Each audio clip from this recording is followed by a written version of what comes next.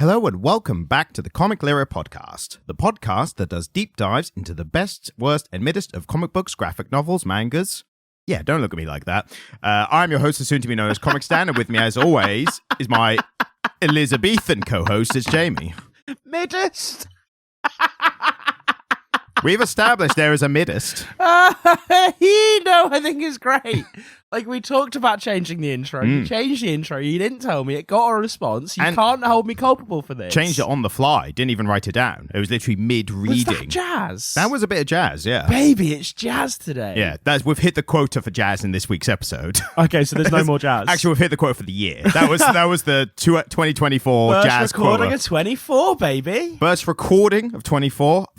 Second release of 24 technically, but that's because we're such devoted podcasters that we put out episodes on Christmas Day and New Year's Day. How many other podcasts can say that? A listener did Probably reach out most. to me and was like, I listened to your podcast on the way home from my family Christmas, thank you. And I was like, that's pretty dope. Great to know. Yeah, I thought it was great. And today, we are recording in the daytime. That's weird as well, yes. It's weird. Schedule, like, our diaries got so blown up this week that we're recording on a Saturday afternoon before I go into a Saturday evening shift.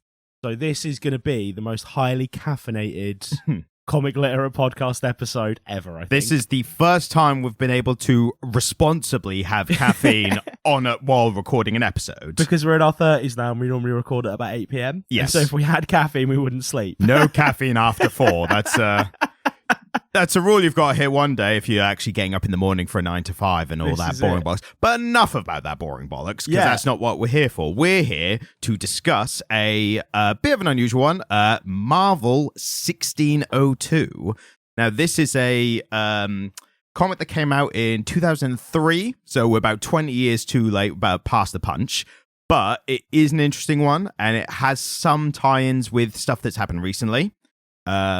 Do you wanna? Should we talk about the things around the comic first? Like some of the, what do you call it? Like exterior kind of factors that were kind of around it before we deep dive into it. What, the creation of the comic or the actual historical factors in 60 Elizabethan England? I mean, that's another podcast we get into, because I have a slight inkling that someone might have a lot of relevant information about that. No, I don't know what you're on about. Did you not read a book about how they salted cod in 1602 or something? I mean, they did salt cod in 1602. And there it is. Like that trip to the Americas that they went on wouldn't have been possible were it not for salted cod. Let's be honest here. I'll hold my hands up. I invited that in.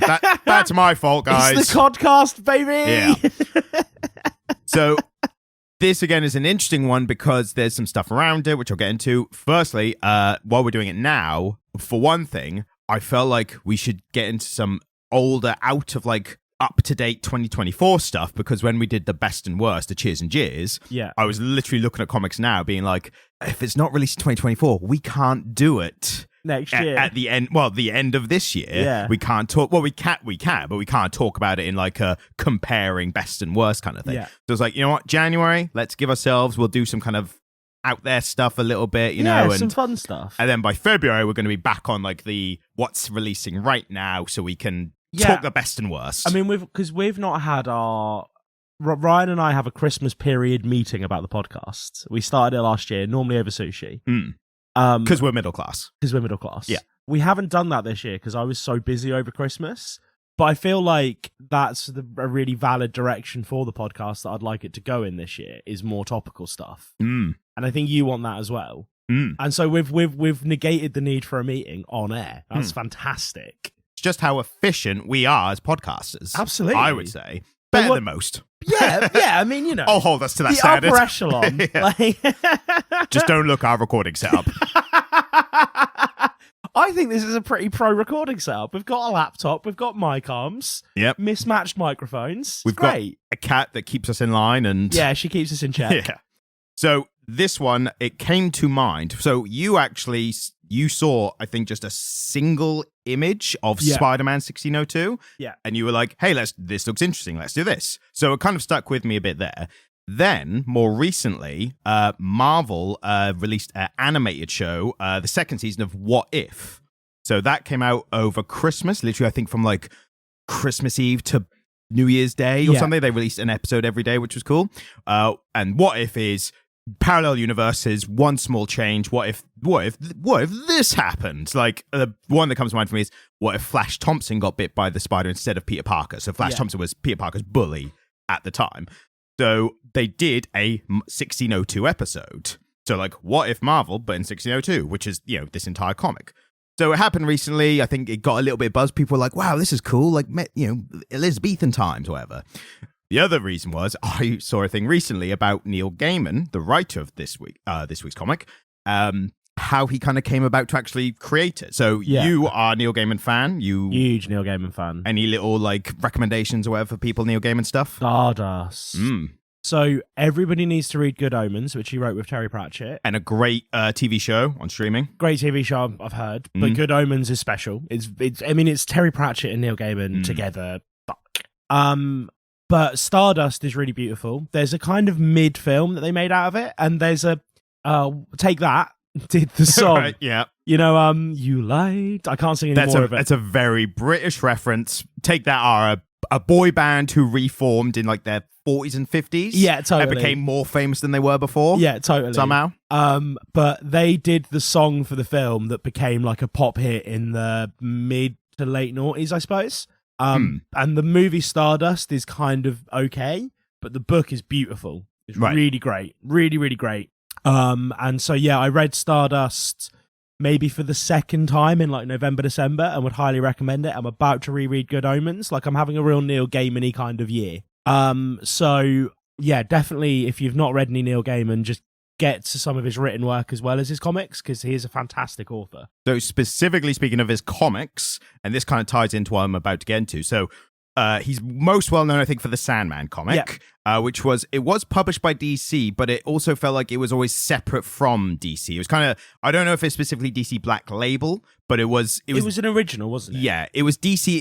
It was half in, half out of, like, the DC universe. Like, I think some characters appeared in the Sandman stuff, but it was never properly part. Like, you're not going to see Sandman in, like, the Justice League film or anything like that. But because of that, and because how popular Neil Gaiman was, not only as a comic book writer, but as a writer generally, Marvel and DC were very big on getting him writing, like, a main thing for them. Like, let's get him writing a superhero title, because obviously it's going to do really well, and he's really good, and he's really popular. So he eventually agreed to do 1602. Part of the reason was, the reason he did this specifically was 2003, it was relatively quite soon after 9/11. Yeah. So Neil Gaiman, and he's actually said this, he said he didn't want to do anything that was in, like, the modern world, because he didn't want to do anything with skyscrapers and cities and stuff, because it was just a reminder of something that happened relatively recently for him. I don't know if he was there in New York in 9/11 or whatever, but regardless of the reason, that was his reason for wanting to take it back in time. Which I think is a level of sensitivity towards the American psyche at the time that only a British person could have had. Yeah. Because, I mean, I didn't realise how, and this sounds really silly, but I didn't realise how much of a really, really terrified, fanatical vibe Americans got whipped up into after 9/11 until I watched Studio 60 on the Sunset Strip. Yeah. With, rest in peace, one of the GOATs. Matthew Perry. Fantastic performance by Matthew Perry. I would argue his best performance. Right? And very underrated. Like, an amazing dramatic performance, great script, kind of like an SNL... Well, not kind of like an SNL. It was vibe. SNL, essentially. It was basically a TV show about what it was like to be in the writer's room at SNL in the years after 9/11, right? Yes. And so America was scared, and America was angry, and everyone was shouting about everything, and everyone was talking about terrorists, and everyone was very American. And for a British person to go to an American company and say, yeah, I'll write something for you, but I'm not setting it in amongst all of that because I don't want to, I don't want to upset anybody who's already, I don't want to add something into the oeuvre of a country that's just had this huge tragedy. I think his main reason was, again, he just was not excited about setting something in that. Yeah. I think literally the modern age, like, cities had been kind of tainted temporarily for him, but by that, which I think is fair enough. And in terms of, like, the epitome of a city, it's either New York or Tokyo, isn't it? Exactly, yeah. And New York, if it's Marvel, which it is, then it had to be New York. And I think setting it in Elizabethan England was interesting. I breezed over a quote, and it was basically something along the lines of like he always felt that like superheroes and powers and stuff all felt magic, even if it was science fiction. It all felt so much like magic, and to him, I think a magical time is that medieval, and then stretching to Elizabethan, Victorian, like that kind of era. Yeah, I mean, Elizabethan could be argued to be the early modern era. Exactly. We've gotten out of the Dark Ages at this point. There'll be gunpowder floating about in Elizabethan Britain. We've established an empire. Europeans are sailing to the Americas now. Even though the Vikings got there first because of the cod. Yeah. Salted cod, yes. We know.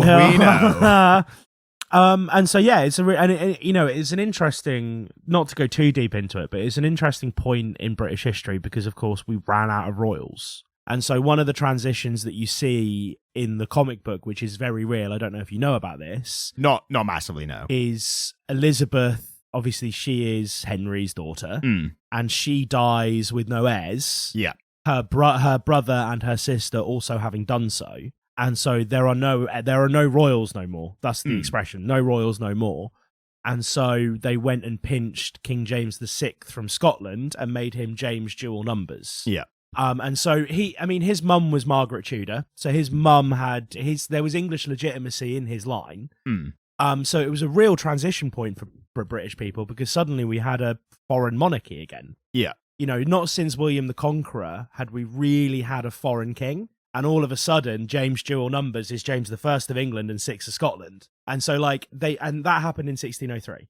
And so he pitched this, 1602, this book lasts for about a year. We are watching a superhero injected version of the last years of Elizabeth's rule, basically. And I think that's fucking cool. Very cool. I was going to posit that maybe the 2 at the end was literally just to make it sound like a real year.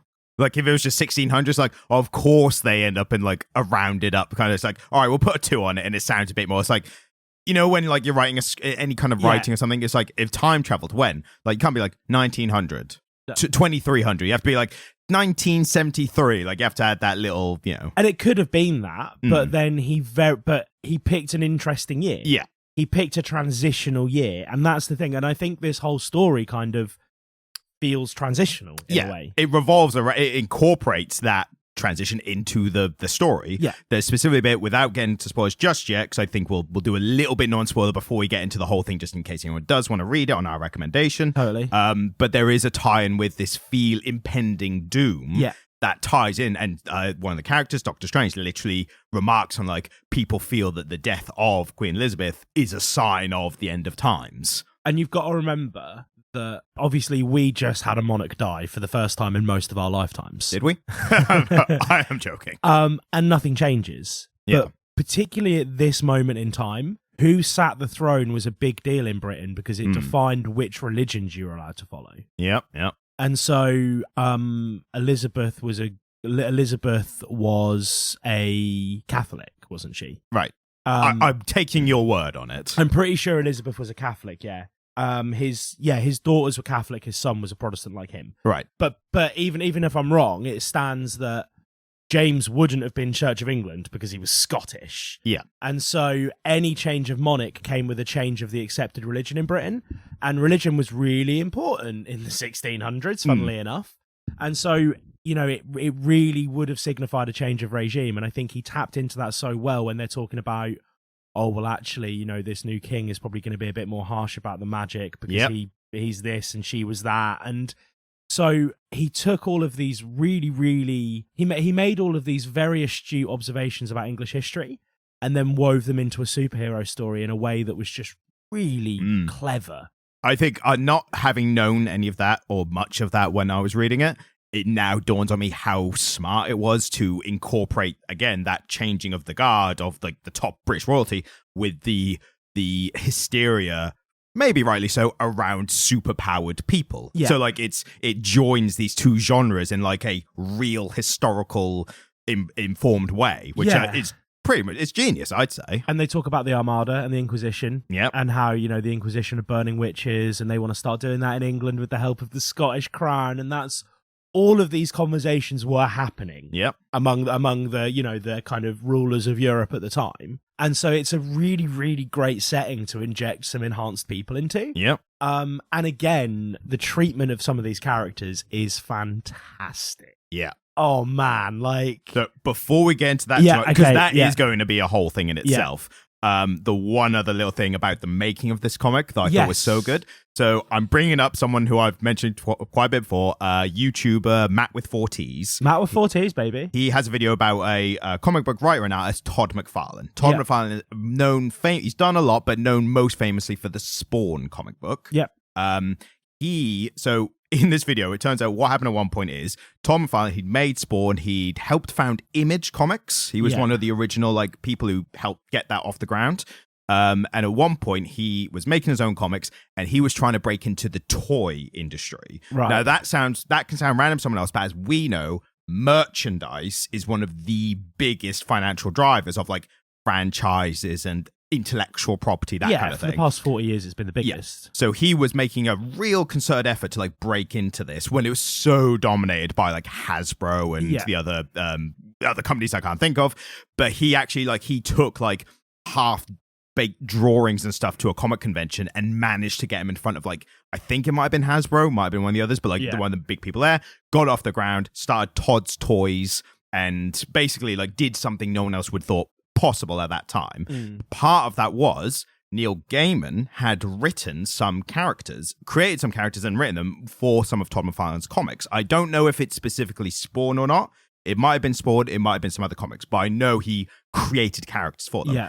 What happened was Todd McFarlane then was making these toys off of these characters. Right. So then Neil Gaiman went to him and was like, hey, I made those characters for you, and now you're making money off the toys. Like, can we, do some kind of deal about it? So, important thing to know about Todd McFarlane, apparent by all... was he a cock? No, so... I can see what you're driving at here. By everyone's accounts from fans, he is amazing. He's one of those people that loves talking to his fans, like, genuinely excited to speak to them, very affable, very open, like, he's beloved by his fans, but... just based on how they've met him and interacted with him. Within the industry, the accounts paint him as more of an arsehole. And I think... he knows where his bread's buttered. Yeah. I like this guy. Yeah. I like this guy. And from what little I've seen, he doesn't deny it. He's not like, no, fuck them, they were in the wrong. I think he is a bit aware of like, yeah, I'm hard to work with kind of thing. Right, okay. So when it came to this dispute about the toy rights, and we're getting to the connection very soon. When it came to this dispute, McFarlane's a bit like, yeah, we'll sort out later. And Gaiman was like, no, we're going to sort out now. And McFarlane's like, I can't really be asked right now, that kind of thing. Yeah. So Gaiman, knowing that the only way he was going to resolve this was a legal dispute, which he would have to fund, went to Marvel and was like, I will write for you. Give me some of the Marvel money. Not only Marvel, I think Marvel backed his legal dispute. Nice. He went to the corporates and went, guys, I've got some shit to do. Oh, that's clever. He knew they'd have good lawyers. Exactly. And it Neil wasn't fucking Gaiman, man. It wasn't just the Marvel were like, we want to pay you to do a comic. It was like, we want you on our side. Like we want you to look us favorably. So you're not just doing this one, we want you doing more in the future as well. So that's why at the beginning of 1602 in the original prints, I don't know if it continued, but definitely in the original prints, at the beginning, one of the, like, there's like pages at the beginning of like credits and stuff, and one of them is a thanks. It's like, thanks to Todd for making this happen. Oh, that's super cool. Exactly. Oh, he's such a dude, isn't he? Yeah. So I thought we were doing this anyway, and then I saw this thing and I was like, oh, well, we have to talk about that. Again, if you want a more in-depth version of that rather than my banding together thoughts of things, memories, watch Matt with 4Ts, his video on Todd McFarlane. It's goes into more depth there. Neil Gaiman's one of those where everything I hear about him makes me like and respect him more. Have not heard a bad word about him. Well, this is the thing. Terry Pratchett, again, he's one of those who was beloved by his fans, loved talking to his fans. There is a joke among booksellers that somebody walks into a bookshop with an unsigned Terry Pratchett first edition and someone goes, finally one that's worth some money. Yeah. Because he signed so many books for people that the unsigned ones become more valuable. You know what I mean? Like, yeah. It's more unusual to see an unsigned first edition of Pratchett because he was just so generous with his fans. But he was also a very, like, no bullshit, straight talking kind of dude. For him to have spent any amount of his later years where he was just trying to get as much down on the page as he could, working with Neil Gaiman, is a fucking testament to the man. Yep. Like, for Pratchett to be like, this is the guy who I want to make stuff with, that's a special dude. Yeah. And his rewriting of the Norse mythology is fantastic. This was excellent. I can't. I'm a massive Neil Gaiman fanboy. Yeah. And hopefully, I haven't checked, but hopefully if he's doing some more comics, then maybe that'll, like, if he's doing some in modern day, like now, then hopefully we can do some. Oh, if he wrote some comics in 2024, they'd be like, cheers, man. Yeah. Like, cheers of the year. Maybe he'll hear this and be like, you know what, I'll write some more comics. I'm going to do Marvel 1603, like, just for these guys.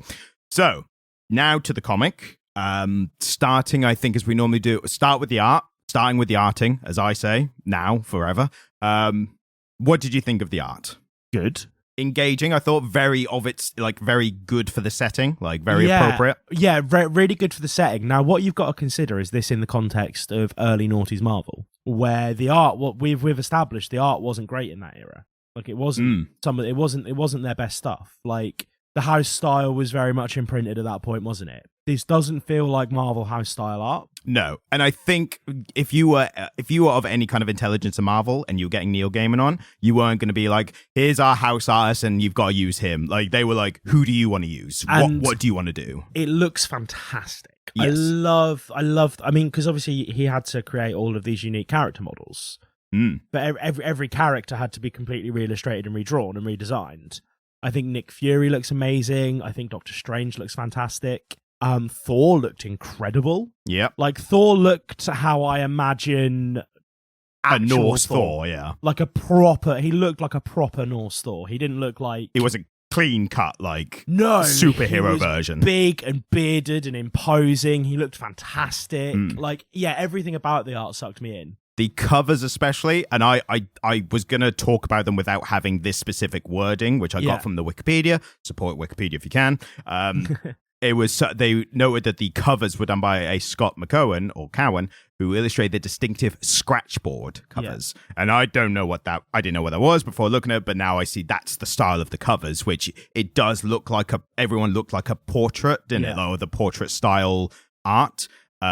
Also the penciling by Andy Kubert and digitally painted by Richard Isanove. So the digital painting sounds interesting. It feels like that's kind of what they had to do to get that style in this modern day. So I think the highest compliment I can pay the art, and this isn't the case for every comic book, is that I didn't have a lot of time to read this. So I read the first issue and the last issue really carefully, and then mostly skimmed through the middle. Interesting. Like, that's, you know, I wasn't skim reading, but I was reading quite quickly. And the art was doing so much of the work that I could tell what was going on without necessarily closely reading the dialogue, because the art was so good at representing what was actually happening on the page. And you can't say that for every comic book. And no, there's some where you have to read the bubble carefully to be like, who is doing what now? Yeah, whereas even though this is quite a complex story with a lot of characters who have unique character art for this comic, so they're not just these recognizable costumes that you're seeing, like, I got what was going on. Yeah, there were characters here who had really unique character models, which I won't get into because it is a spoiler. Yep. But instantly, without even really reading their dialogue, I was like, that's who that is. That's rad. And so, yeah, I think the art looked great.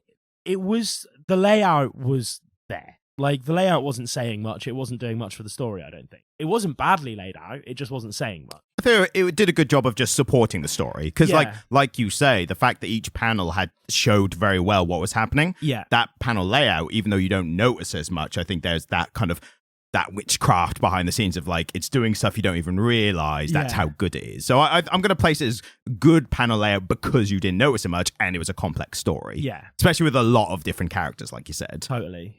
And one thing, semi-related to art, the font choices. Yeah. The different font for different characters. Normally you only see that when it's like, sometimes it's just like a color background of, like, if someone talks different, like Deadpool famously always has yellow text speech, and that's meant to represent that his speech is, like, kind of rough and kind of, like, off, like, because of his physical state.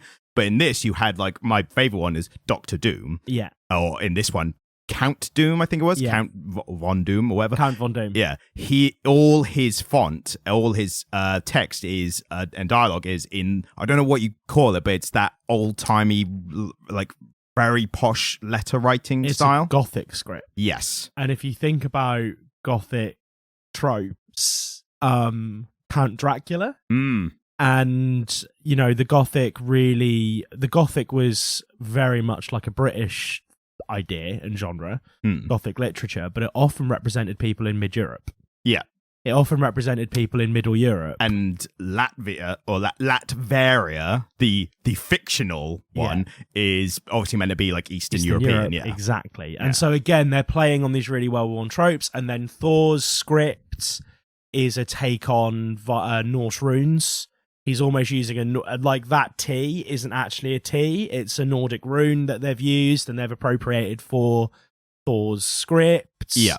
It's doing a lot of the work in showing you who these people are and where they're from. And again, they're these really quick, brief signifiers as to what you're looking at on the page. But I think it's really effective because we both clocked it. Yes, and again, it's just one of those fun things where like it doesn't take you out. You just go, oh, that's cool. Like it's form meeting function, man. Yes, it's the form of the way they're presenting this thing to you, which is having some kind of functional storytelling effect. And I think that's really powerful. Yeah. In terms of before we get into the proper story, the characters, like that's obviously a big thing with this because if you're a Marvel fan of any kind, you're reading this, even when it first came out, you're reading this like, who is who? And the characters looked fantastic. Doctor Strange looked great. Sir Nicholas Fury, yep. I loved Sir Nicholas. I was really upset that young Peter Parker didn't get to be Spider-Man. Yeah, but without getting into the ending, whatever happens or doesn't happen there, for the most part, reading it, I always say spoiler, but he is Peter Parker, and they really changes the spelling of Parker to be like, that's what it would be in the time, I guess. Yeah, well, I mean, again, this is one of the interesting things, is that in the Elizabethan era, spelling wasn't particularly well codified yet. Right. And so there's always a joke that John Keats didn't know how to spell his own name, John Keats being a Victorian poet, because they didn't really codify and make consistent spellings in English until the Victorian era. And so realistically, Peter Parker would have spelt his name different every time. And that QH that they used, the specific phonetic way that they spelled it out, is probably quite a common way that a very learned person would have made those sounds. Right. Somebody who was less educated probably would have used a more simple spelling. So I think that was really there to signify class, a very early way of signifying class and status on the behalf of Nick Fury and Doctor Strange. Yeah. The way they were spelling his name was like, they're using fancy English. Yes. Do you know what I mean? Yeah, and it was appropriate for the setting, obviously. Yeah. I noticed a lot with this. One thing that we talk a lot about, or I talk a lot about, when you're taken out of the comic. Yes. So when you're reading it, sometimes something will happen, it takes you out. And like, again, same with the font, that didn't take me out as much, it just gave me a little like, oh, that's cool, and then kept reading.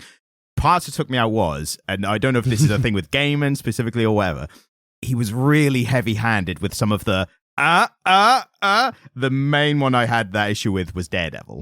So you know exactly what I'm getting to. So there's a character who is blind, redhead, and called Matt or Matthew, and I'm immediately like, that's Daredevil. Fair enough, though, wasn't it? No, it was Daredevil. Nicholas. Nicholas speaking to this guy, and it's obviously Daredevil. And then when they're meeting with this agent who they don't know who it is or whatever, because they have to meet him in pitch black darkness, which again, I'm like, that's Daredevil. And then he jumps from the window, like from the ground, parkours to the window. I'm like, that's Daredevil.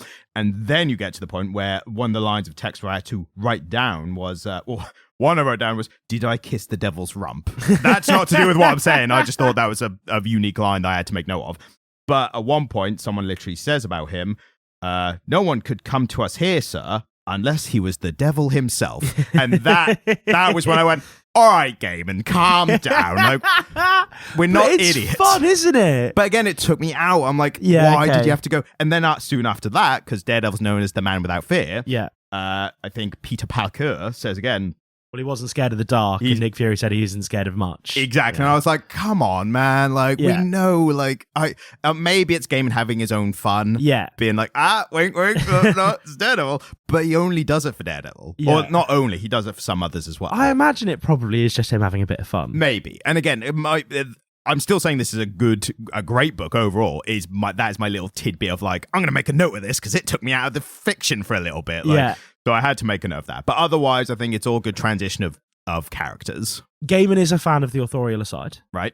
I don't know if you know what an authorial aside is. I mean, obviously I do, but just in case some of the listeners might not know, yeah. So an authorial aside is when the author, as a narrator, takes a moment to speak directly to the reader.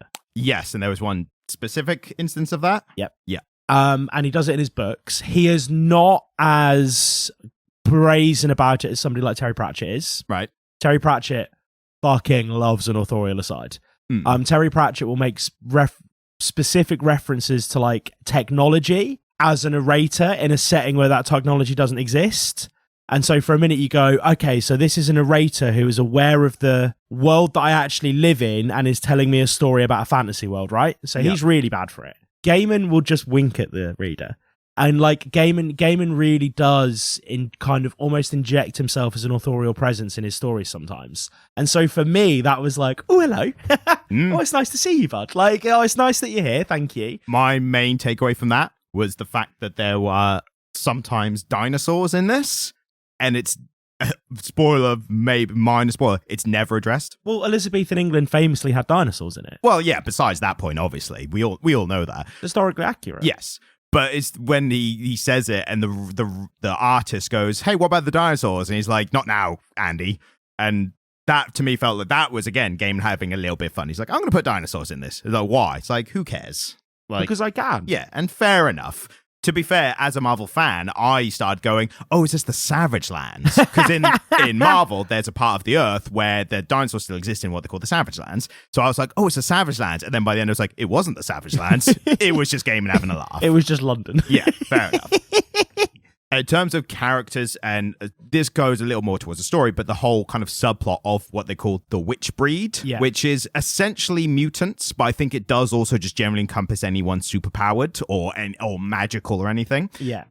Having Xavier and his mutants being like, again, this school like they are normally, but I thought what was especially great was having what turned out to be, and this is a minor spoiler, but you'll clock on very quickly if you know Marvel, the Inquisitor turning out to be Magneto. Yeah. I especially love that because that was him basically being like, he going behind the scenes and doing diabolical stuff to like gain power and that. You never really find out what he wanted Xavier and his people for, and I don't think that's a spoiler, but it's never really said why, because at one point he's kind of doing moves to try and get them, not get them as like hurt them, like get them literally like acquire them essentially, and it's never really explained for what reason. Just very quickly going back to what you were saying about little jokes and authorial asides. Yep. You missed my favourite one from the whole thing. Okay. Doctor Strange's house. Yeah. In the original comics is 177A Bleecker Street. Yes. Do you know where Bleecker Street is in New York? No, Greenwich? It's in Greenwich Village. I literally didn't get that till you posed that. So it's in Greenwich Village. And then when we cut to Doctor Strange's house... In Greenwich. It's in Greenwich in London. And I was like, oh shit. Yep. And again, Nick Gaiman exactly like, this will be fun. Yeah, and this is it. Like, he didn't need to do that, but it's funny. Yes. Like, it's a fun little bit for him because he's like, Americans won't realise that Greenwich Village is named after the Greenwich in London. Yeah. And so when they're like, oh, mate, they've said that Greenwich Village is in London, it's like, no, Greenwich is in London. Do they make also reference to York as well? Yeah. I think that, I don't know if that was as explicit, but I think that was a little like New York, York. Yeah, exactly. And again, I mean, I just thought that those little jokes were so Gaiman and they were so well placed and funny and knowing that I know they took you out of it sometimes, but for me, they really sold this as a period piece. If it's just a fun little bit, then it's fine. Again, the Daredevil stuff for me, it wasn't like fun. It was just kind of like, I felt like he was like, again, I now realize it's a joke, but it felt in the moment of like, hey, idiots, this is Daredevil. Like, that's what it kind of felt to me. Because they couldn't really show us Daredevil, they had to show him in... But it was the same for all of them, wasn't it? It was like, here's the Elizabethan version of it. But they showed him in silhouette. They only showed him in darkness and silhouette. Only when he was like actively Daredevil. When Yeah, he was Matt Murdock, the Irish bard, Yeah. essentially, wasn't he? There was a little clue that, like, what I thought was really cool, like foreshadowing, was Matt is singing these songs, and one of the songs, I don't know if all of them were, but at least a few of them were about the four travelers. Yeah. And like a kind of a Odyssey style thing, which plays later into the plot, and I thought that was really cool as well. Also, making him a bard is really interesting on a historical level. Do you know much about Elizabethan and medieval bards? I mean, obviously I do, but just in case for the listeners, explain it for them. They were often spies. That's very good. They were so bards, like lute players particularly, and Matt Murdock is playing a lute here, would often end up being spies because every court needed a lute player. And the most highly paid position you could get as a lute player was playing the king to sleep. Right. And so you would be in the king's chamber playing music for him, often all day while stuff was happening. And so bards were really, really common targets for foreign powers to pay off as spies. Right. And so for Matt Murdock to be a lute player, it makes sense for the Daredevil character because he's like in the center of court. He's going to all these different wealthy people's houses and playing lute for them and listening while they talk. Yeah. And that's the interesting thing here is like, again, he's a bard. It's funny. He sings songs. Bards are kind of comical figures now, thanks to like D&D and The Witcher, the trope of the horny bard. Yes. But actual Elizabethan bards were quite powerful people because they had all of this knowledge. They had all of this knowledge of what was going on in the different courts. So again, making Matt Murdock a blind bard, just such a clever little character thing. And again, you wouldn't really realise that unless you knew a fair bit about British history, And I think as a transition to get more into the story, I think the fact that there are these little tidbits, which are great if you get them, it doesn't take away if you don't. Like, I didn't get most of these references. Yeah. I got the superhero references. I didn't get, obviously, the historical references. Yeah. But it did not ruin the story at all. I was like, why is this like this? Like, they're just fun little things. Great writing is when you can add things for people when it doesn't detract from the main story. This operates on a few really different levels. One of them is that lots of fun superhero shenanigans. Yeah. Lots of really fun reimaginings of the superheroes, but he's rooted it in a historical setting and he's tethered it. All these little facts and points. For our listeners, Jamie is gesturing tethering. Yeah, like with my hands. Pulling at strings and bringing them together. Yeah, he's tethered it to all these interesting little historical facts and realities that as somebody who doesn't know as much about comics but knows a fair bit about history, I was reading it going, that's clever. Yep. Oh, that's funny. Oh, that's really cool. Like when Thor turns up on the ship and he's like, I guided my people to this land before. I'm like, the Vikings got to the Americas before the Spanish did. Like, that's very true. Fun little tidbit. Yeah. And then also there was this moment where Thor turns up and I'm like, oh, well, that's a bit silly because now that Thor's here, the one Christian god has been disproved and, all of a sudden they're, that's a plot hole. And then a page later, this character explains exactly what I was thinking, and I was like, "Fucking Neil Gaiman!" So good. I think I had a thing earlier, and I don't know if I noted it down. I was I'm going to cut this if I can't actually get the point. Yeah. But I was trying to think of a thing where it seemed like a plot hole earlier, and then by the end I was like, oh, actually that makes sense now. And I'll see if I come back to it later when we talk about the kind of spoiler stuff. And I think that's something really interesting that you can do in comics where you know that a lot of the readers are reading for plot holes. Yes. Comic book readers are a bit like that, aren't they? Yeah. When you play so much with science fiction and magic, I think a lot of people hold it to like it has to follow its own rules. Yeah. That's to make like, so people who are not into it, when like, what's the old thing of like Superman shouldn't have that power. They can't suspend their disbelief. But people who don't realize is like, why, like he flies now super strength, like why does it matter? Like, and so for Neil Gaiman to introduce what look like little plot holes and then to pay them off later and go, well, actually, it's just fantastic. Yeah. Like it's so playful, it's so fun. Great writing, generally. We've not really talked about the story yet, and I'm conscious that I have rabbited on. I'm sorry. No, that was all right. I said, I think the only main thing I would say before we get into spoilers, the only thing I want to kind of give to someone if they haven't read it, what I really liked, again, is the impending sense of doom that starts from kind of page 1. Yeah. What I really liked about that is typically you don't see that with historical pieces. No. And I think the reason is, this is speculation on my part, I think there's a thing where if you're reading something like this, if it's in the past,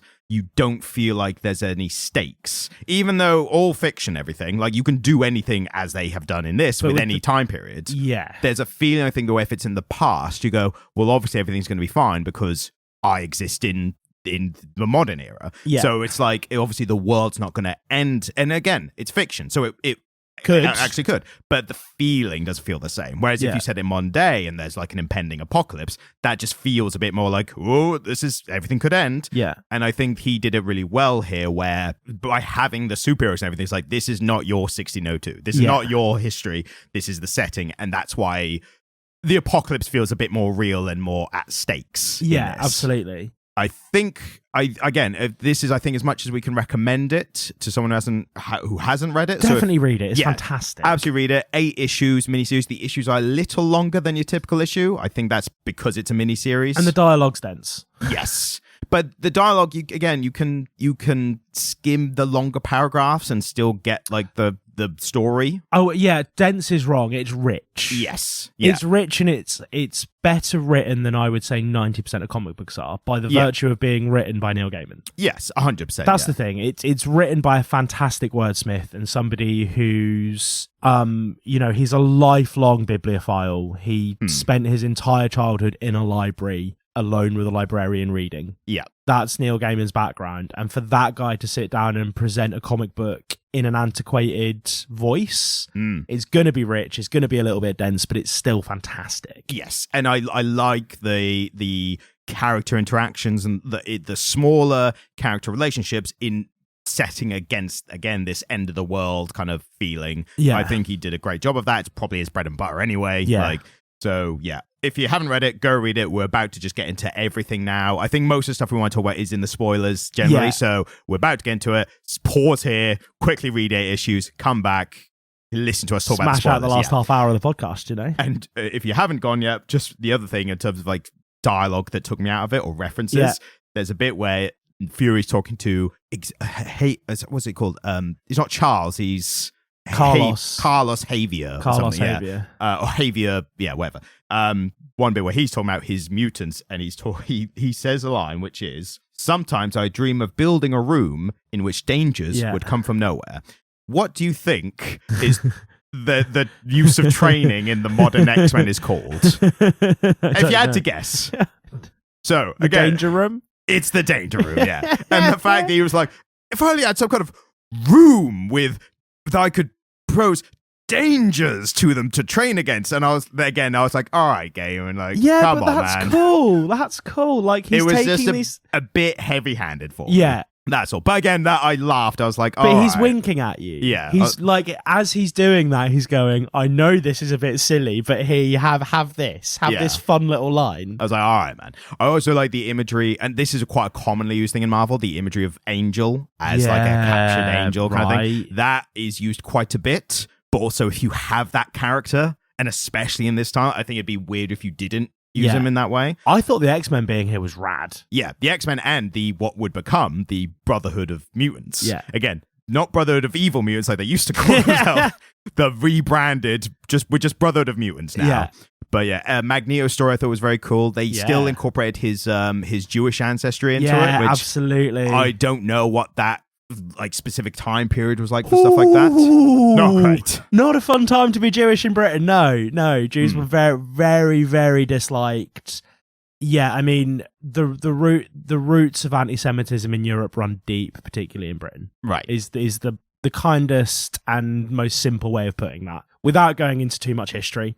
But particularly in the late medieval and Elizabethan areas, it was a real tough time to be Jewish in the UK. Right. And so the fact that Magneto is this guy who's been adopted by the Catholic Church and is their kind of like their inquisitor, like someone who is literally like charging and finding these like witch breed. And again, the witch breed, like that use of the mutant like story in this age was pretty good as well. I thought it was a really great way of grounding it. Yeah. And then reading it, I was kind of like, is this Magneto? I'm almost certain it's Magneto. And I thought it was a cool reveal with the assassination attempt. And like, ooh, that blade. It's like, yeah, it's the finest steel. Like, well, there's your problem because it's steel. And like, immediately just like mind melts it and or whatever. Mind melts it and the fucking helmet comes down and you're like, oh my god, it's Magneto. Yeah. In terms of the story as it went, the reveal into it is that it's not just an isolated alternate timeline. It actually is a result of the modern day. And this is where, so they bring in the Watcher character, Watu, I think his name is, the Watcher. He's like the what if, like he watches from the moon and he sees all realities and all that kind of stuff. Yeah, the alien thing tripped me out a little bit when I first saw it. And as soon as it got into that, that's when I kind of went, oh, Gaiman's going in this direction. Well, because I was skimming at that point. And then I saw those panels, went, here's a second, and went back a few pages and read it really carefully for a bit. And I was like, right, it makes sense now. I'm with it. And I actually remember what I thought was going to be the plot hole that actually panned out. So, in the story, Watu manages to speak to Doctor Strange. Yeah. And the problem with that is the whole Watcher thing is they're like, we watch, we don't interfere. Yeah. And then the plot is that he speaks to Doctor Strange, but in speaking to Doctor Strange and literally telling him all that's happening, he then goes, but also you can't do anything about it now. 'Cause basically, like, as long as you're alive, you cannot, in fact, part this information or do anything about it. Yeah, but Doctor Strange works that one out, doesn't he? Exactly. So I read that, and because the Watcher thing, that is such a big thing in Marvel of, like, they watch, they cannot do. So I was like, is this just, like, explaining the plot for the audience, or for the reader, but not, and it's not going to impact the story? Yeah. And I thought that was a bit, not a plot hole, but just seemed like wasted energy. And then it turns out Doctor Strange gets executed, head lopped off, and then he's like, I'm dead now, and I'm still kind of alive, but I'm dead, so I can now tell you what's going on. His wife just pulls his severed head out of a barrel. It's like, my husband would like to talk to you. He's like, didn't he get executed? Like, yeah, here's his head. She's like, yeah, he's dead, but he's also here. Yeah. There was a fun little line in that scene where she says, oh yeah, one of the navalmen got into, we preserved it in rum. Yeah. Because we thought it would be less invasive than salt or smoke. One of the sailors got into it and went mad. Yeah. If you drink the preservative of Doctor Strange's head, like you're gonna go a bit mad. You're gonna have the most intense trip you could ever have, and then die probably. And I hope that's canon. Yeah. Anyone just around him just feels weird. Yeah. Like, the Watcher character. One thing that's interesting is, like, when he was actually brought in, it was actually back in, like, the original Fantastic Four. Oh, he cool. was part of the Galactus story, and the whole problem was Galactus coming to Earth. Fantastic Four, like, what do we do? It's like, he literally eats planets. We can't do anything. And then the Watcher, his whole thing was like, look, I'm watching. I can't really do anything. But maybe there's, like, a weapon on Galactus' ship that might stop him or whatever. Yeah. And that was his kind of like, I'm not interfering. I'm just saying, maybe hypothetically, if you went and got that thing, that might save the day. I'm just saying, hypothetically, if you went and did that thing, I wouldn't interfere with that. Yeah, right? Exactly, yeah. So I thought, like, Gaiman, obviously, I think he was probably a fan of that, like, original 60s Fantastic Four. Active non-intervention. Yes, exactly. Getting into the kind of end of the world thing, which becomes, like, the main point of all this. Yeah. I think the revelation of, like, there being a one of the characters was from the future. Again, guess who it was? Yes, I think you are still breaking that 1602 feeling, the Elizabethan feeling, with introducing this future stuff.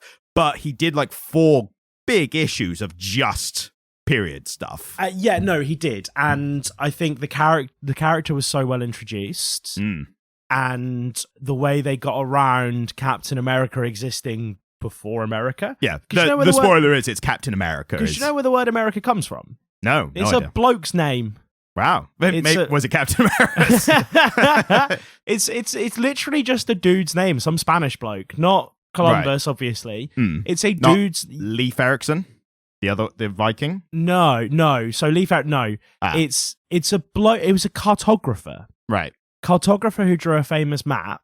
He was the first person to draw a semi-accurate, like, map of the Americas. Yeah, like a half decent cartographical image of the Americas, and so it ended up being named after him in this roundabout way. Right. He might have even been Italian. I forget the exact story now, but it's named after a cartographer who I don't even think had ever been there. Fair enough. I definitely felt like an idiot because I didn't see it coming who it would be. And when it was revealed, I was like, oh, I'm an idiot. So on the one hand, I'm getting at Gaiman for being like, I'm not an idiot. You don't have to spell out this devil. And then at the end, I was like, you clever bastard. Like, you got me. The one thing he didn't spell out for you didn't get. Like, you got me.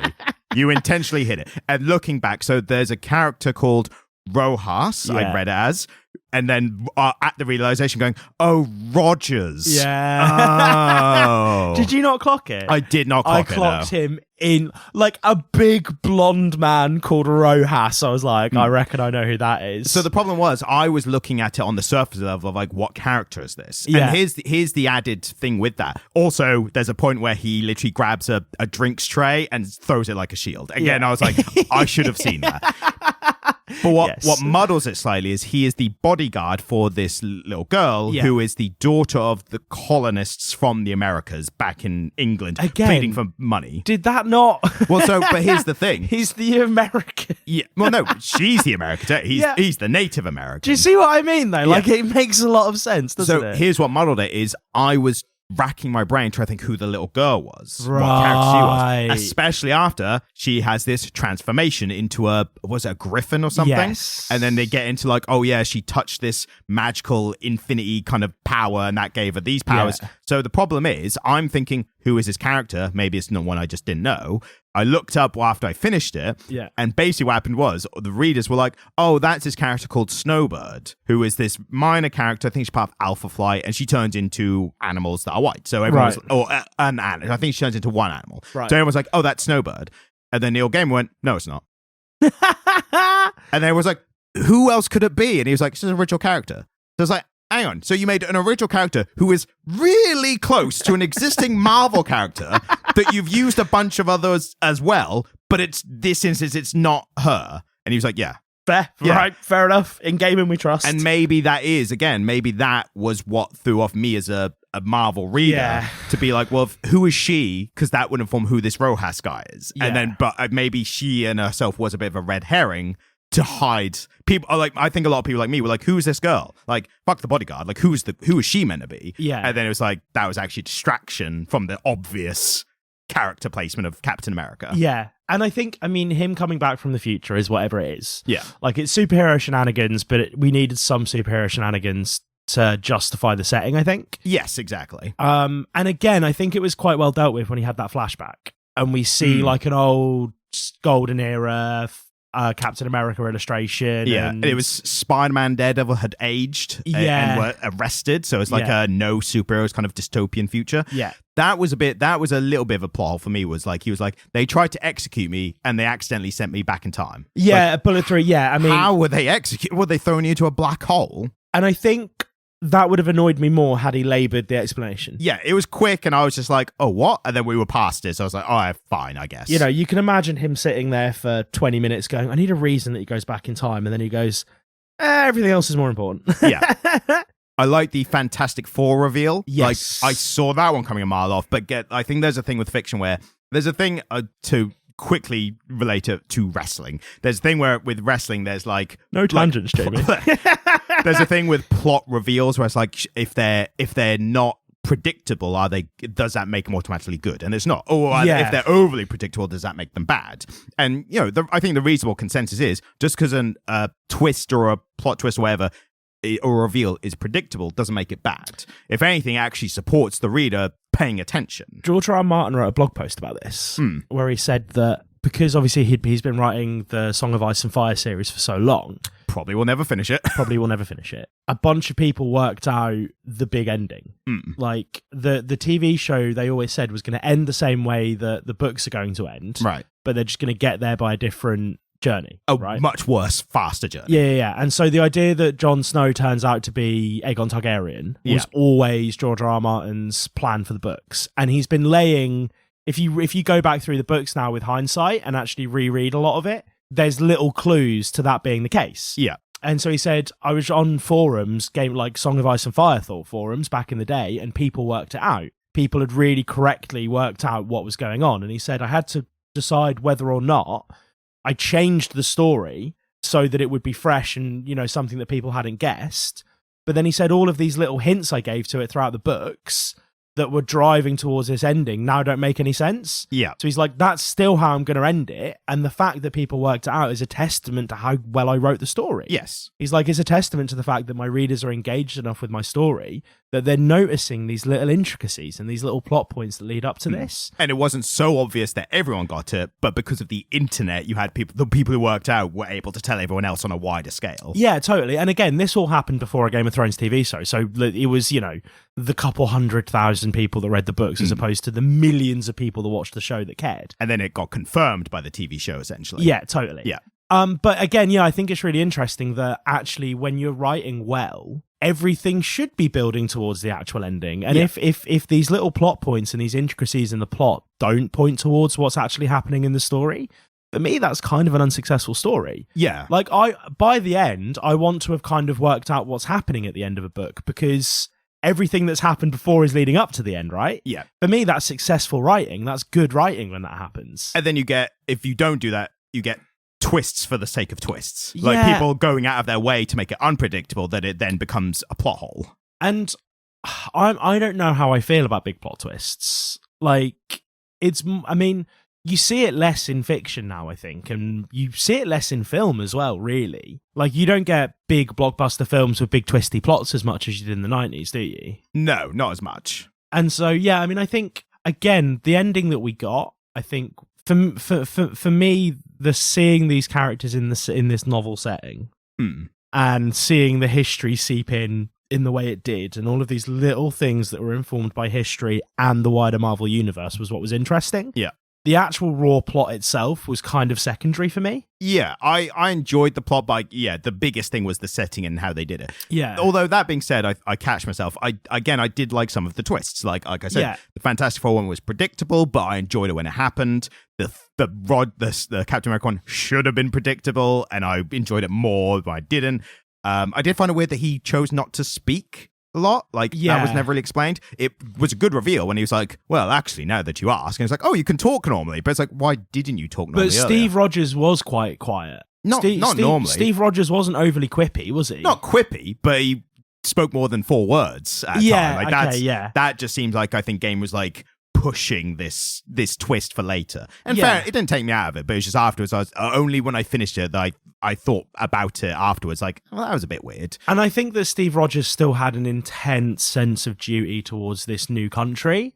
Yeah. Was interesting. Oh yeah, that's like the core character, despite, again, because he is the real Captain America. He's not he's not a transposed one in this setting. He is the actual Steve Rogers, isn't he? Yeah. I liked Steve Rogers in this. Yeah. I liked him throughout. I thought he was interesting and fun. I think my favorite twist, and I think this is the biggest credit to Gaiman's writing and plotting, was the Thor reveal. Yeah. So with that, you had this talk of this weapon from Jerusalem that was coming in and was going to be like a game changer, and it became a MacGuffin in a sense. And then I loved the red herring, not only for the reader, but for the characters. So for Doom specifically, in this cart that's transporting this weapon, he finds the big shiny thing, and he's like, "Oh, this must be it then." And he's actually like, just a stick. Yeah, and he's trying to like crack open this. It's like a gold sphere. Yeah. He's like trying to break open, and he's like consulting Reed Richards, who he's got in captivity, and he's like, maybe if I try acid, or maybe if I get lightning and all this. And then it turns out to be the thing to disfigure him as the modern Doom. But all this, and you as a reader, I found myself being like, it was only an obvious point where it's like, oh, this is not the thing. Yeah. And then the reveal of like, where's the cart? It's still there? It's like, yeah. It's like, well, they won't have done anything about this stick that's like really innocuous. And then the reveal, as soon as I saw the stick, I knew what it was. But because I only got it at that point, I was like, that's a good reveal. Oh, so I didn't clock that. So the stick only got, so we've talked about the original Thor, the original comics Thor. Yeah. It was Donald Blake, and he would have a walking stick that he would hit the ground, and that would become Thor's hammer. So that's the only reason I got it. But a lot of modern readers won't get that because they haven't done that version of Thor like for ages, and especially because of the MCU Thor. Yeah. So that for me, only knowing that reference, and again, a lot of because the old man gets the power of Thor, doesn't he? Yeah, Thor doesn't turn up. It's the OG comic book Thor, isn't it? Yes, and that retcon later to become that Thor was Donald Blake, and it was the stick would unlock his true self. But at the time when they were writing it, that was never the plan. It was literally a normal person being given the powers of Thor. Whomever holds this gets the power of Thor, right? Exactly, yeah. So, and they kind of wove that into the MCU because then that became the key to the real Thor getting his powers back. So who he be worthy, get the powers of Thor, and Thor being like, that's my powers. Like, you took them away from me. I have to get the thing back and become worthy just to be myself again. But yeah, I thought that was a really good reveal. It didn't affect the plot that much, but I was just enjoying it so much. I was like, yeah, Thor's here now. Cool. Like, and Thor was great. Yes. Like, Thor looked good. He was Thor. Yeah. They also did an interesting thing with the Jean Grey reveal, or the John Grey. Did you catch that? Nope. So I obviously knew Jean Grey. I was like, John Grey. I immediately was like, oh, she is pretending to be a man because I guess that's just easier in this time. They did a weird thing with Angel. He was like, I was in love with John Grey, and I thought he was a man. Yeah, so I didn't really clock it until then. Yeah. That's the point. Like, after the reveal and they were talking about it, I was like, oh, that's who that was, and that's why that, right? Like, it makes sense. Yeah, that was a weird place to reveal for me, because that was in the middle of, like, all the big shit happening towards the end. And then Angel be like, yeah, I didn't know she was a girl, and I was in love with her anyway. And it's like, I like that. And Cyclops is there just like, all right, mate. Yeah, because he was in love with Jean Grey, the woman. Yeah. Or the girl, whatever ages they were, who knows. But I think that, like, just felt like a weird point to resolve that storyline. Yeah, I feel like totally. if you'd done that a bit earlier before it got really important, but then I don't know, maybe Gaiman felt like that was a final twist kind of thing. The stakes were quite high at this point, weren't they? Like, Peter Parker was on his way to do some assassinating, and Jean Grey had just died at that point. Yeah. She overworked her powers to death, which is a thing in the comics. Like, she was dead. Peter Parker was fully on his way to go do some assassinating. Like, shit was getting serious, wasn't it? Yeah, so it felt weird time to be like, actually, I'm gay. And like... It's like, it was the noughties. But as I think if I was a character, I'd be like, good for you, great. Can we sideline this until we're sort of the end of the world, bollocks? Like, there might not be a world for you to be gay in soon. Can we deal with this? Let's put a pin in that for now. Let's do the end of the world stuff first. Then we'll get you a flag. Yeah, just for now. We'll circle back to that. Yeah, no, I completely agree with you. But yeah, that is all nitpicking. That is not a genuine criticism. That's just like, that felt a bit weird on looking back. Yeah. By the end, once they resolve it all, and without getting into too much of the resolution, because I think we don't need to talk about that. Yeah. But so if you're still listening, if you haven't read it, like, read it just for the ending, I think is a good thing. Yeah, it's fantastic. They do some weird points at the end where they kind of justify why they had certain characters in there. So the biggest one being Peter Parker. Yeah. So we mentioned before about the him not having the spider powers. Yeah. There's a bit where he's in Doctor Strange's house, and Doctor Strange's like, yeah, there's these spiders here, and like, I don't know what will happen if you got bit by one, but there's some crazy stuff going. So me, you're like, oh, he's going to become Spider-Man. And then he doesn't till right at the very end, where somehow this magic spider came to America with them. Yeah. Or somehow. That felt to me, I was like, that was Gaiman shoehorning in. Like, and they nodded to it right at the start, because before you know who Peter is, you see him playing with this spider, and Nick Fury kills it, and he's like, Peter, what are you doing? And you're like, oh, there we go. He's like, I just love spiders. Yeah, totally. I just love them. And so, like, they'd hinted at it, and they'd done what they needed to do. I think it would have been interesting, because there is a Spider-Man 1602, isn't there? Yes, the spin-off after this. And so it would have been interesting if we'd have actually seen a Peter Parker origin story in this new context. Yeah. And they kind of not robbed us of it, but we didn't really, I don't know if we get that. Yeah. No. It just felt weird that Gaiman used the Peter Parker character and then didn't give him the spider powers till the end. Yeah. It would have made more sense, I think, if he'd never given them. Yeah. And at least it just had that foreshadowing of, like, maybe there might be a spin-off with Spider-Man 1602. Yeah. But the fact that he was like, oh shit, at the end, Spider's there and it bites him. I was like, that felt a bit like rushed in the last minute. I almost feel as though that could have been somebody at Marvel got hold of it and looked at it and went, mate. Look, Gaiman, you've read it now. You've made it. Can we just have him be Spider-Man? Because and somebody might have had exactly the same thought as you, is a 1602 Spider-Man spin-off would be cool. Yeah. Can we just shoehorn this in, please, just to set it up, right? Yeah. And in this kind of medium that's produced kind of by committee, in the way these comic books are, it's not inconceivable that happened. No, that's not reckless speculation. I think that's probably as close to reality as we're going to find out. Yeah, we will never know, but it's entirely possible. And I think until we read the 1602 Spider-Man. Yeah, and again, I think that, it's worth noting that actually we talk shit about the comic book industry a lot on this podcast, and we talk about how damaging it is for the people who work in it.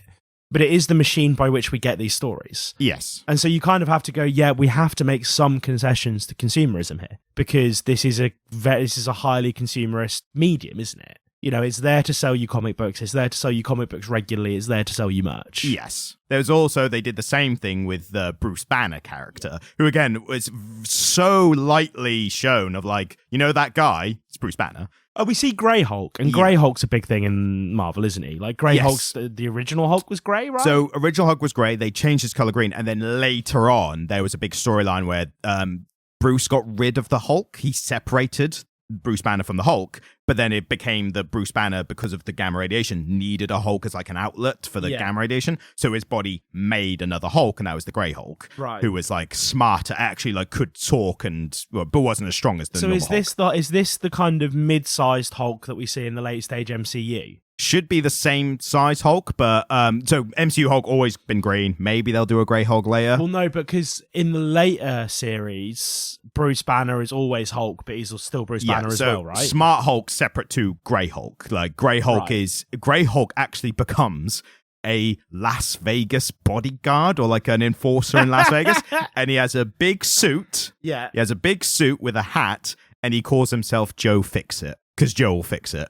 That's aged like fine milk, hasn't it? I mean, they brought him back. They actually bring him back. Well, somewhat. No, but the reference. What? Oh, yeah.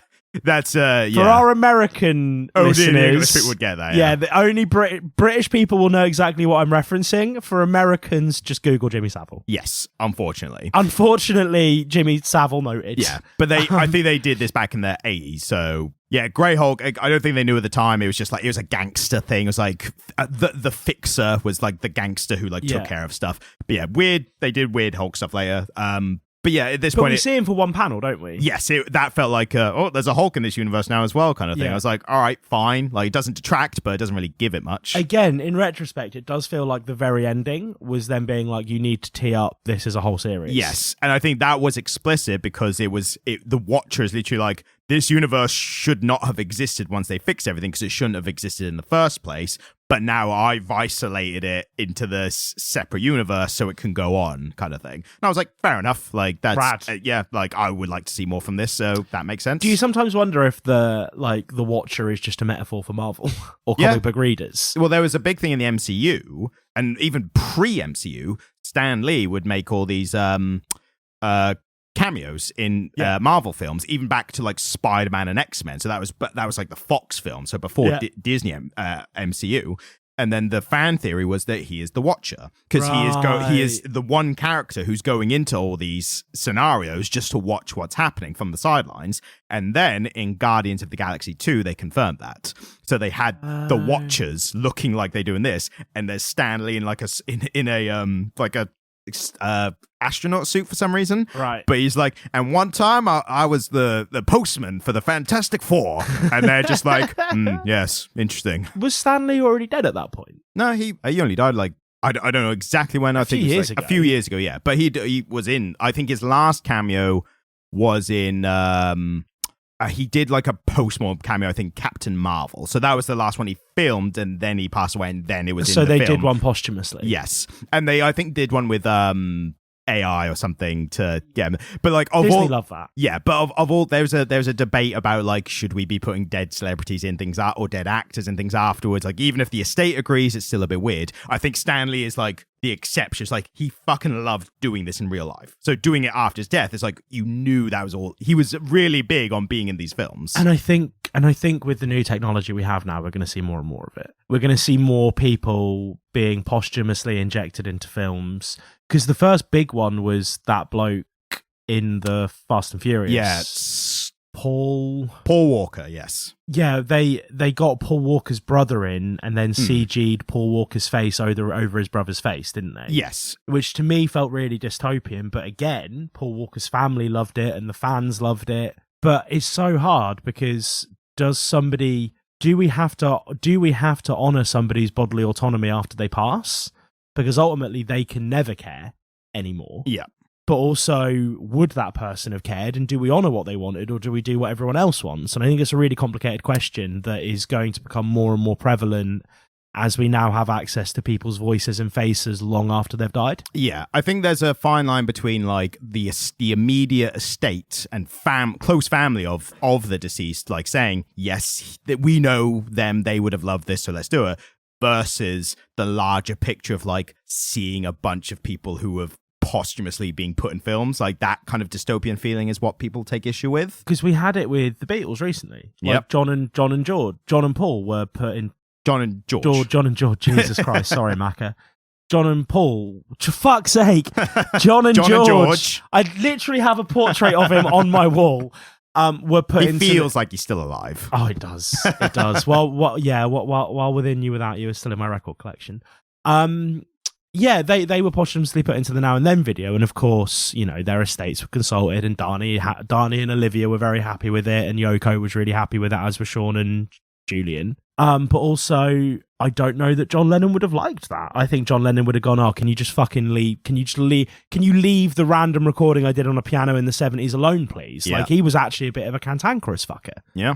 And so, like, you know, we're doing these things now posthumously with people, and I wonder I wonder at the ethics of it. Yeah. And again, there are much larger ethical concerns that I have in the modern world we live in, and this is a very minor one, and it's one that ultimately doesn't really affect anybody that's alive, but it is an ethical concern, I think. Yeah, and again, it's just what people are comfortable with. Like, Yeah. and I think it is going to be a case-by-case basis. Because again, like, this is a prime example. Stanley actively loved, he lived for being cameos in these films, because he wasn't writing comics at this point anymore. He wasn't really in Marvel. He was a kind of a representative of Marvel. Yeah. He wasn't actively doing anything, but the one thing he could still do, which he loved doing, was be in the films. He could see the characters that he created / co-created and all that debate. For people not watching the podcast but listening to it, Ryan's doing air quotes. Big air quotes. Created, co-created, big debate in that, noted and everything. Loved the characters that he loved. He loved the characters. He loved being on these live action sets and seeing them brought to life in live action. He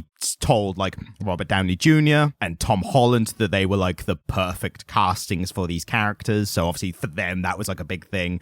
So yeah, for him, that feels like the closest to okay that you can get with that kind of situation, because he was doing that already. If you ask him, they probably asked him when he was alive, because he lived to like 90 something. He was an old boy, wasn't he? So they probably asked him like, hey, when you die, do you want to still be in these films? And he was probably like, yeah, absolutely. Like, that's the I don't know that for sure. It just seems like the most likely scenario. Yeah. But yeah, it's case by case, and it's a different topic for a different day. Yeah, no, but I think it's interesting nonetheless. Yeah. I'll put a time description when we get into this for the end. Yeah. But I think that's pretty much the comic covered. And yeah, I would say so. Like I said, highly recommend. Great read. Ryan. Yes? Is it goated or based? Oh, it's goated. Absolutely goated. Goated, yeah. totally goated. Yeah, goated for sure. I mean, written by a goat. The fact that it was, again, like you adequately explained, was that it was a superhero thing with all these great historical tie-ins. Yeah. I think that alone, like doing that well to any degree, is worthy of a goated status, because how often does that happen? Yeah, totally. So, I think it was a really great experiment in storytelling. I think it was a fantastic concept that was really well delivered.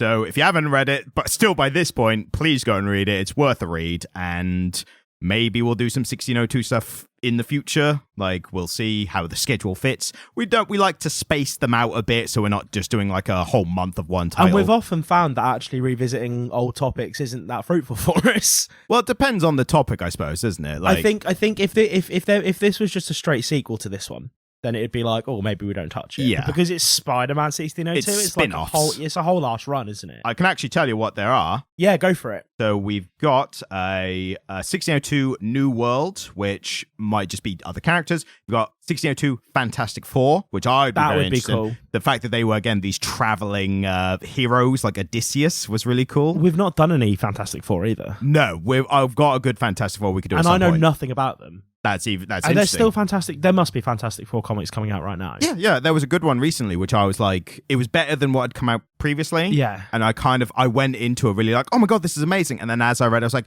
okay, it's not amazing. It's good, but I'm not like raving about it now. Rushing to bring it to me. Exactly, yeah. Like I did with Amazing Spider-Man. We all know how that went. That went well, didn't it? And Spider-Man 1602, obviously. And one of the characters brought in the 2015 Secret Wars, which is actually going to be one of my Comic Stand videos once I get around to actually making them. We'll get to that Soon later. to be known as Comic Stand. Soon to be known as. But yeah, so... You want to take us home? Yeah, so thank you so much for continuing to listen to us through 2023 into this new era of 2024. A bigger year than we've ever had before on this podcast. We're going to do it bigly. We're going to do it bigly. We're going to build a wall. That's around the podcast. Around the podcast. So thank you so much for listening. If you'd like to leave a review, you can do so wherever you get your podcasts. If you'd like to write to us, you can. comicliterate@gmail.com. We make shorts. They're on TikTok. They're on YouTube. We are fucking everywhere, lads. Almost everywhere. We're getting there. Thank you so much, and good afternoon. Thank you. Goodbye.